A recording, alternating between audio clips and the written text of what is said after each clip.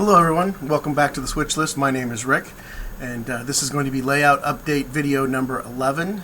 Just to give you an update, I can't believe it's been a month since the last time I uploaded a video. Time sure flies when you're having COVID fun.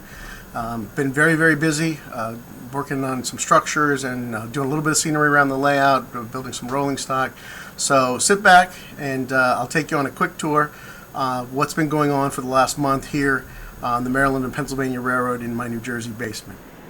Okay, so one of the things that I've been doing during the last month is I've been working on a few bits of rolling stock. So I'll show you what I've been working on. Here we have M&P number 5222. This is a 22-foot woodside ore car. It's a Tichy Trains kit that I assembled, painted, decaled, weathered, and finally finished up. This has been sitting waiting to get it sat finished waiting for paint for months, and then it got painted and it waited for decals for months, and then I got the decals and it still sat for months. So I finally finished that up. This next one, there's two tank cars that are basically the same car, just slightly different effects applied to them. 13,000 here is, I put an extremely flat finish on this. I mixed Future Floor Polish with Tamiya X21 flat base to create my own dull coat. And if you mix it at a 3-to-1 ratio like this car, you get an extremely flat finish. In fact, this is probably a tad bit too flat. The next one, Union Tank Line 13182. This car has either a 4-to-1 or a 5-to-1 ratio of Future Floor Polish, and so it's not quite as flat. The other one looks a lot more weathered and worn, but anyway, these two tank cars are just a couple that I picked up off of eBay a while back for cheap. Obviously they're missing a lot of detail parts on them, so I was just playing around with these, practicing my decaling and weathering and all that kind of stuff on these cars. So in preparation for, I have a Tichy Trains tank car kit that I've assembled, and very nice kit, lots of detail on it. It's painted, gloss coated, ready for decals, but I didn't like this set of decals that I used on these tank cars, so I ordered a set from Tichy, so I'm waiting for those to come in and I'll be able to finish that. So we'll move the train out of the way and let me back the camera up here. Another thing that I worked on is here, and we're looking at the Forest Hills area of the Maryland and Pennsylvania Railroad in New Jersey. And this is a Walters Arrowhead Ale background flat kit that I've assembled.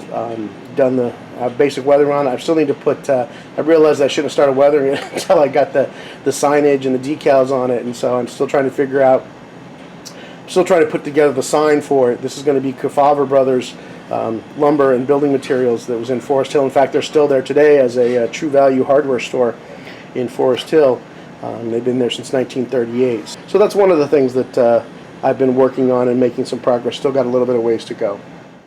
Okay, over here at the paint booth, I've gotten started on the other large industry that's going to be in Forest Hill. This is a Blair Line kit, the backdrop warehouse kit. As you can see, I've got most of the walls painted. The kit didn't come with any bracing material, and it didn't say anything about bracing. It said to prevent the walls from warping, you should seal the walls with a clear sealer before you paint them.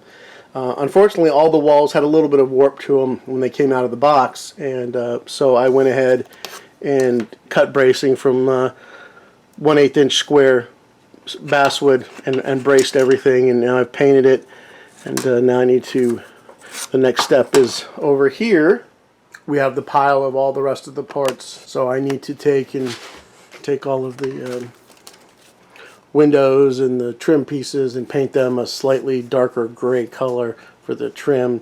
Then I got to, these are peel and stick windows, I got to put all the windows on, and do all the stuff you need to do to put a kit together. So hopefully by this weekend that'll be done and ready.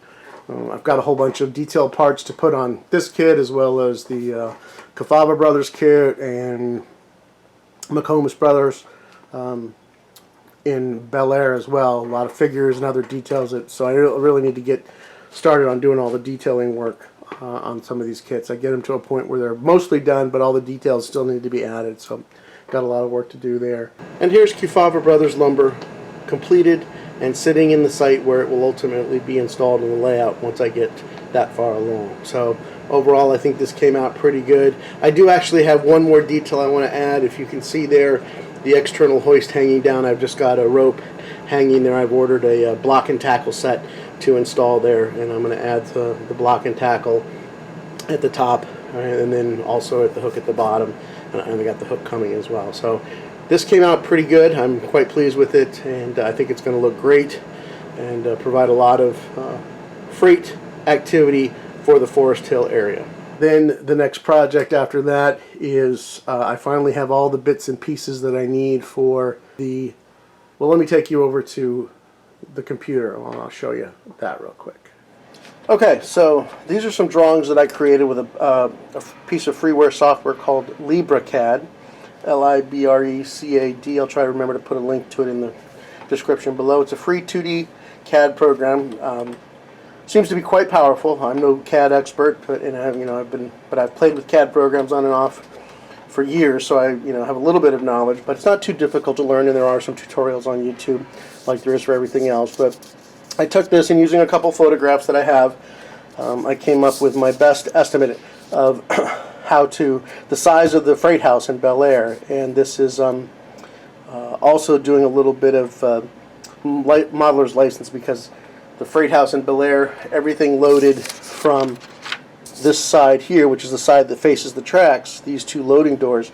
Unfortunately, that track is actually a passing side. It was actually the main line ultimately.